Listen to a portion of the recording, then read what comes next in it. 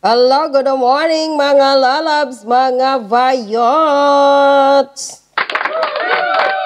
Magandang umaga from Kuwait, magandang hapon Pilipinas, magandang umaga tanghali hapon sa man sulok ng mundo. Mega love shoutout sa mga kapwa ko po OFWs around the world. Hello, hello mga lalabs, mga vayots. Laban lang po tayo. Mega love shoutout po sa inyong lahat, saan man kayong sulok ng mundo. Hello po sa inyo. Ingat-ingat lagi. At kung bago lang po kayo sa aking YouTube channel, huwag po kalimutan mag-subscribe, like, at share. Diretso na tayo ngayon sa ating topic, mga lalabs, mga vayots. Lalo na, ano ngayon itong mga pinahiya ni Bongbong Marcos, yung kanyang mga vloggers na mga bangag din, no? Lalong-lalo na dyan si Mike Abe na kung wala nang ginawa halos sa kanyang vlog daily sa kanyang YouTube channel ay puro Duterte, Sara Duterte, basta the rest of the Duterte.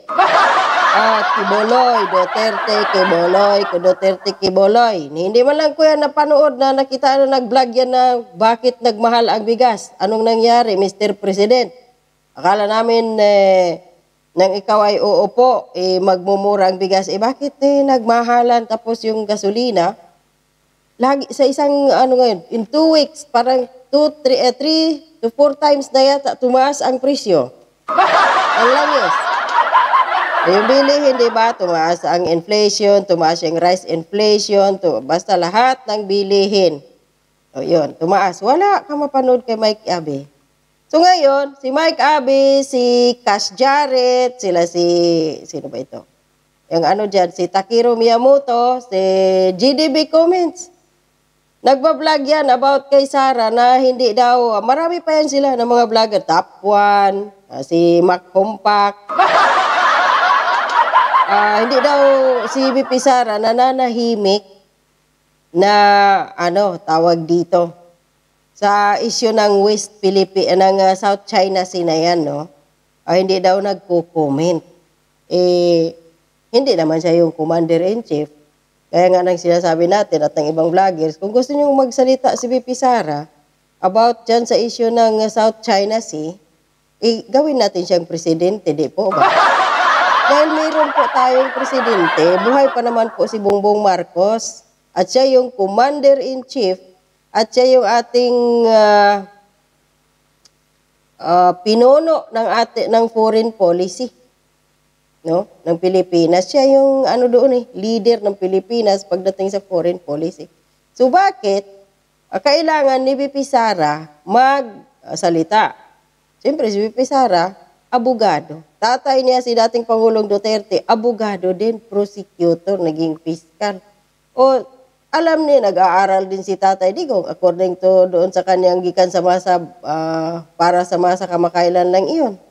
Pinag-aralan niya yung geopolitics at kung ano-ano pa dyan. So alam niya.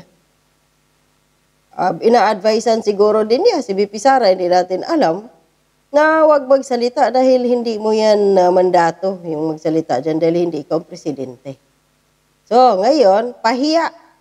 Itong mga bangag na vlogger, pinahiya ng kanilang bangag na amo. Nilaglag. Bakit? Si dating Pangulong Duterte at si Bongbong Marcos nagtitirahan ngayon patungkol dyan sa South China Sea na 1990 pa yung 1999 pa yung tinatawag nilang gentleman's agreement or status quo. No? Ang sinabi ni Tatay Digong doon. So yung panahon yon ni Irap, 1 year pa lang siya naupo bilang presidente that time, nagkaroon ng gentleman's agreement dyan sa, tawag dito, ano ba yun? Dyan sa issue ng paghila dyan sa Chinese, sa BRP, Sierra Madre, no? Tawag dito, sabi ng Chinese Embassy in the Philippines has confirmed the existence of gentleman's agreement between former Rodrigo Duterte and Chinese Xi Jinping regarding the decrepit BRP Sierra Madre which has been grounded, ang nakalagay dito, in Ayungin Shoal since 1999, na which is dinideny po ito ng mga anak ni dating President Irap Estrada. Kaya anak ko dalawang tawag dito. Senador ngayon, Jinggoy at GB. Yung GB na walang bayag. So, since 1999. So gayon, ang ginagawa ng administrasyon ni Bongbong Marcos, kunwari nilalagay ang sisi kay Duterte. Kasalanan ni Duterte ito dahil ganito, ganun. Pero hindi kay Duterte ito eh. Nakikipag-usap lang si Duterte, sabi niya noong 2017 sa presidente ng China na si President Xi Jinping, kasama ang kanyang mga executive assistants, mga kasamahan niya sa trabaho.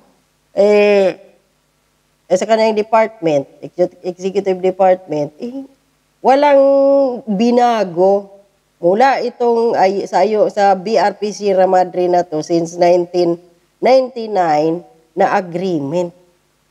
Ang sinasabi nga tatay doon, status quo, walang mababago. So ang meron lang, yun, pinapayagan ng gobyerno ng China na tawag dito, magdahatid lang doon ng pagkain, tubig.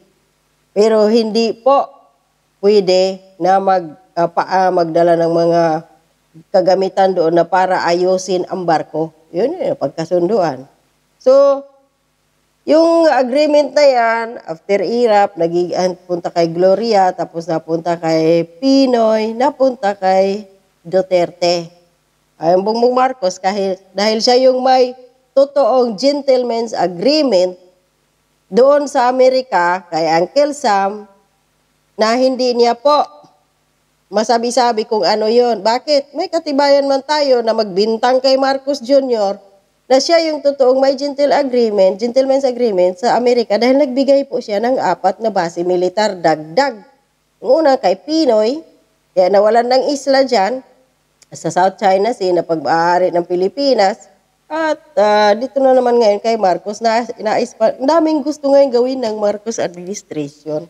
Bago tayo babalik doon sa issue kay Sara. Nais ni Marcos ngayon, either makuha nga, number 1 doon, frozen assets nila sa ibang bansa.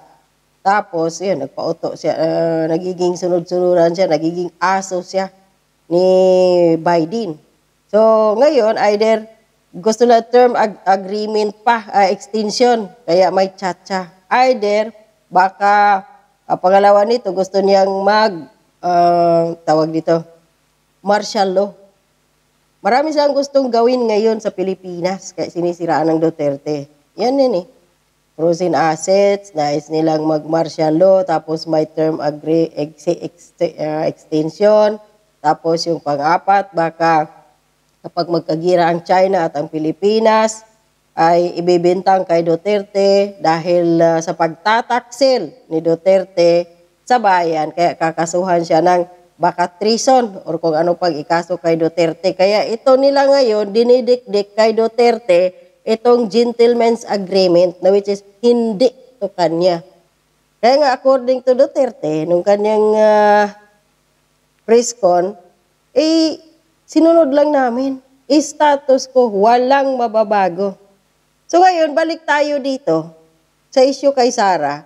Habang si Duterte at si Marcos nagbabangayan, so, diniripindahan ngayon ni Bongbong Marcos si VP Sara sa pananahimik niya dyan sa issue ng South China Sea. Which is hindi naman talaga niya yun na trabaho dahil buhay pa man si Bongbong kahit bangag yun. Panay ang travel. Kinawawa pa si Bongbong Marcos sa Amerika. Yung Prime Minister ng Japan, binigyan ng tawag dito military honor. Tapos may pabulaklak pa, sinabitan pa ng bulaklak yung asawa ng Prime Minister ng Japan. Saan si Mamsi? Hindi nakita doon. Tapos, si Bongbong Marcos, wala man lang military honor na pa-welcome sa kanya doon. Tapos yung Japan, mayroong, ano ba tawag doon? Parang presidential dinner. Basta something ganyan ang tawag doon nila. Tapos si Bongbong Marcos, kawawa. Pagtanggap sa kanya, pinsan lang niya, yung ambasador doon ng Pilipinas sa US, yung Romualdez. Yun lang yung sumundo kay Marcos. At saka yung yung ambasador ng Amerika sa Pilipinas, si Biden, wala. Walang military honor. Papit nga alipin pa rin ang tingin ng Amerika sa Pilipinas. Pero nagpapakalunod si Marcos doon, Junior, dahil sa kanilang frozen assets at mga kaso para madismiss yun lahat, madismiss lahat ng kaso, makuha ang kanilang frozen assets, nagpakahiya si Marcos doon at ang ginawang pananggalang, hinawawa or ginawang parang sacrificial lamb ang mga Pilipinong bumoto sa kanya. O, dito na.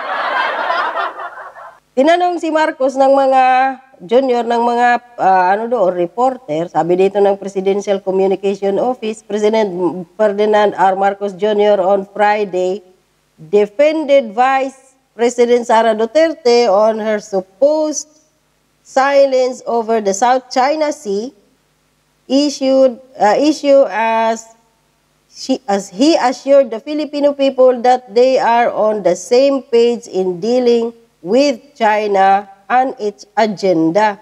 President Marcos made the remarks when asked during the media interview in Washington, D.C.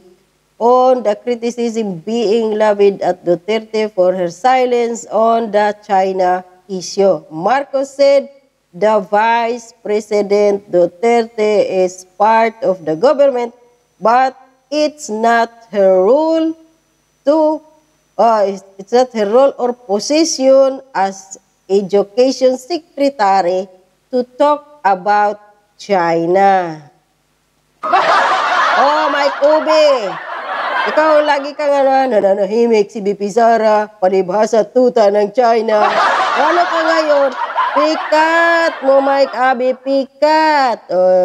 Yung yung sabi ni Jay Guevara na yung baklang panty, pink ang panty, pati bolbol na si Cass Jarrett. Puro to sila, patawa-tawa pa si Cass Jarrett dyan yung baklang, dambuhala. Patawa-tawa pa. Walang syukran. Walang syukran. Ganyan na, diba? Pahiya kayo ngayon. Sinabi ng inyong poon, nawala talaga. Hindi talaga pwede si BP Sara magsalita dahil siya yung Commander-in-Chief at ng Foreign Policy ng Pilipinas. Siya yung nangunguna dyan, leader, si Marcos Jr. dahil siya presidente. Siya lang may karapatang magsalita dyan. So sabi pa niya dito, so I think we are all in line because I'm very sure that if Inday Sara had some very serious misgiving about what we are doing in terms of foreign policies, she would bring that to me, sabi ng presidency. Wala naman siyang. Ang pinag-uusapan nga namin, sabi niya, basta ako, trabaho lang. Ako ng trabaho lang akong trabaho, sabi niya, ganon. That's good policy. So I don't think it is something that we need to be concerned with. Sabi niya dito, malinaw ngayon ha. Yung mga better na mga bangag na vlogger ni Marcos, malinaw ha. Kaya ikaw, Mike Abe, tigil-tigil mo na yung kapal ng labi mo dyan sa pagsasalita ng si BP Sara, nananahimik, kailangan niyang magsalita. Dahil hinahanapan na nga si BP Sara ng butas. Kapag magsalita si BP Sara, sabihin lang, ipal. Wala ka sa posisyon para magsalita dyan sa issue ng South China Sea dahil issue yan ng foreign policy. At ang Presidente Bongbong Marcos lang ang may karapatan. Nahanapan lang naman na si BP Sara dito ng butas, kaya nananahimik. So ngayon, Presidente na mismo ang nagsalita on VP Sara's behalf, no? So, pikat ninyo. Ayun, good job, PBBM. Kahit paano, kahit sablay ka, meron pa rin paminsan-minsan nagawa kang tama, kaya plakahan kita. Kahit nag-away-away kayo ni Tatay Digong, at least dinipindihan mo si BP Sara, palakpakan ka rin natin. Pero, PBBM, nasaan si Ma'am Shi? Ba't wala? Hindi kasama sa Amerika. Nagpaiwan ba si Ma'am Shi?